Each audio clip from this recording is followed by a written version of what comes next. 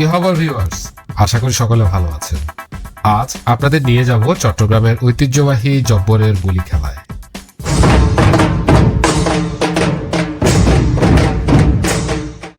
প্রতি বছর 12ই বৈশাখ চট্টগ্রামের লালদিঘি ময়দানে অনুষ্ঠিত হয় জব্বরের বুলি খেলা।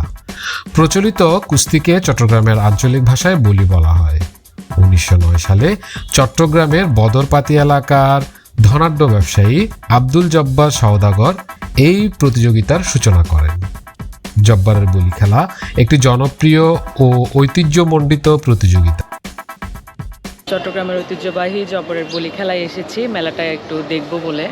সকাল সকাল এসেছি যাতে মানুষের একটু কম থাকে, কিন্তু আসলে যেই ভাবা সেই কাজ হয়নি, কারণ সকাল থেকে এখানে অনেক মানুষ, অনেকে কেনাকাটা করে অলরেডি ফিরে যাচ্ছে। চলুন দেখি তাহলে। চট্টগ্রাম জেলার বৃহৎ বৈশাখী মেলা। এই বলি খেলাকে কেন্দ্র করে লালদিঘি ও এর আশেপাশের প্রায় 4 কিলোমিটার এলাকা জুড়ে মেলার আয়োজন করা হয়।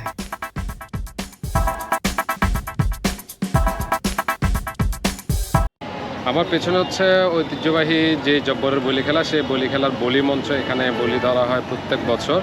এবারের 115তম আসরে মোট 100 জন কুস্তি প্রতিযোগিতায় অংশ নেবে। আজকে এখানে অনুষ্ঠিত হবে বলি, এখান থেকে এবছরের চ্যাম্পিয়ন নির্ধারিত হবে। ব্রিটিশ বিরোধী আন্দোলনের অন্যতম এক প্রতিবাদ মাধ্যম ছিল এই বলি খেলা। ব্রিটিশ সরকার আব্দুল জব্বার মিয়াকে ভিন্নধর্মী এই ক্রীড়া প্রতিযোগিতা আয়োজনের জন্য খান বাহাদুর উপাধিতে ভূষিত করলে তিনি তা প্রত্যাখ্যান করেন।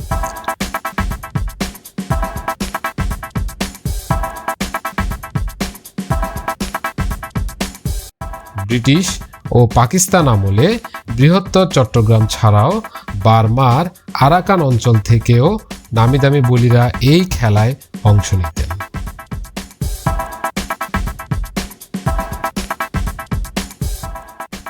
সময়ের পরিবর্তনে মূল আয়োজন বলি খেলা থেকে পরিবর্তিত হয়েছে বলি মেলাতে।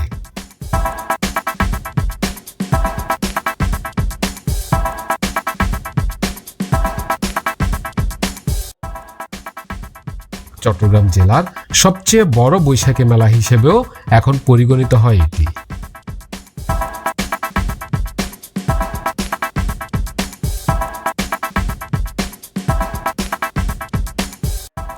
এই মেলাতে বাহারি মৃৎশিল্পের সাথে ঘরোয়া তৈজসপত্র, গ্রামীণ পণ্য, বাংলার ঐতিহ্যবাহী পণ্যের সমাহার দেখা যায়।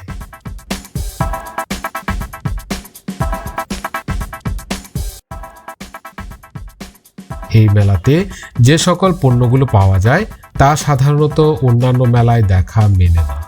শিমুল তুলা, হাত পাখা, দা, খন্তা, কাস্তে, হামান, বেতের আসবাব, ঝাড়ু, পাটি, কাঠের বিভিন্ন আসবাবপত্র এই মেলাতে পাওয়া যায়।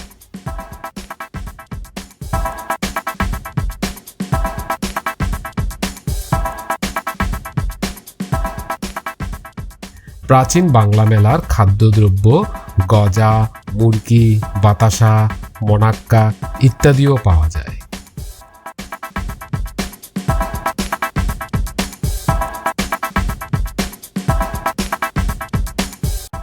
প্রতি বছর 3 থেকে 4 দিন ব্যাপী এই মেলা চলে।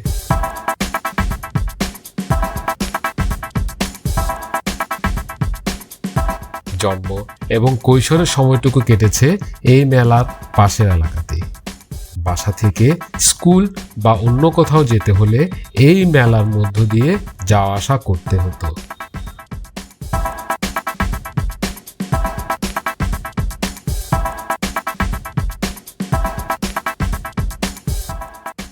পহেলা বৈশাখের পরপরই যখন রাস্তায় সাদা রং দিয়ে বক্স করে বিভিন্ন নাম দেখতে পেতাম, তখনই বুঝতাম মেলা আসন্ন।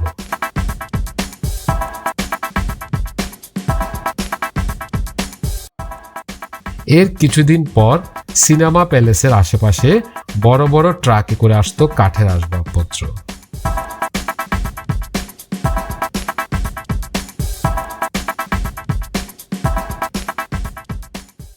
তারপরে আসতে শুরু করতো বিশাল আকৃতির মাটির জিনিসগুলো।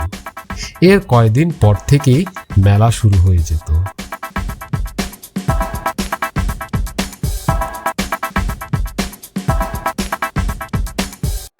তিন দিন ঘোষিত মেলার সময় নির্ধারিত থাকলেও 3 দিন পরে আর অতিরিক্ত 2 দিন ধরে মেলা চলে, তবে তার পরিসর অতি সীমিত আকারে।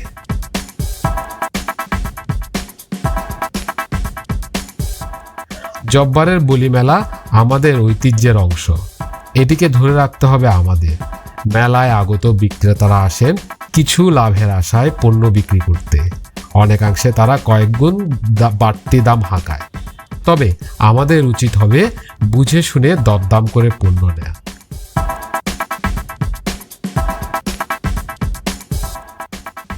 এই নগরীতে 60 লক্ষের অধিক মানুষ বসবাস করি।